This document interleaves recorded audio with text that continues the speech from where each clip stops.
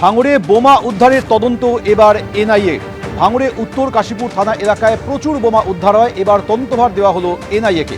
বিস্তারিত বলবেন রুমা পাল, টেলিফোনে রয়েছেন। রুমা, দেখো, জানিয়ে রাখি, দক্ষিণ চব্বিশ পরগনা উত্তর কাশীপুর থানার মাঝেরহাটে বোমা উদ্ধারের ঘটনায় কিন্তু এনআইএ তদন্তের নির্দেশ দিয়েছে এবং সেই নির্দেশ দেওয়া হয়েছে কেন্দ্রের স্বরাষ্ট্র মন্ত্রক থেকে। এবং জানিয়ে রাখি, পুলিশ গিয়ে সেখানে এটা পরিত্যক্ত বাড়ি থেকে প্রায় ৭৯টি কাঁচা বোমা মতো জিনিস উদ্ধার করে এবং দক্ষিণ চব্বিশ পরগনার মাঝেরহাট এলাকার কাছে একটি ফাঁকা বাড়িতেই কিন্তু রাখা ছিল এবং এর পিছনে বড় কোনো ষড়যন্ত্র থাকতে পারে এবং তাই কেন্দ্রীয় সরকার এনআইএ তদন্তের নির্দেশ দিয়েছে, এমনটাই কিন্তু কমিশন জানিয়েছে, নির্বাচন কমিশন। এবং নির্বাচন কমিশন কিন্তু এটাও জানাচ্ছে যে দ্বিতীয় দফা নির্বাচনের আগে যেখানেই বোমা পাওয়া যাবে সেখানেই কিন্তু এনআইএ তদন্ত হবে, এমনটাই কিন্তু সিদ্ধান্ত নির্বাচন কমিশনের।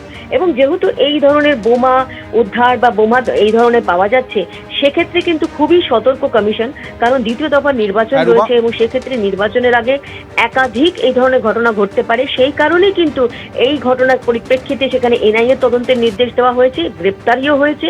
অন্যদিকে কোথাও দ্বিতীয় দফা নির্বাচনের আগে যদি কোনো বোমা পাওয়া যায়, সেক্ষেত্রে সেখানেও কিন্তু এনআইএ তদন্ত হবে, এমনটাই জানাচ্ছে কমিশন। ধন্যবাদ।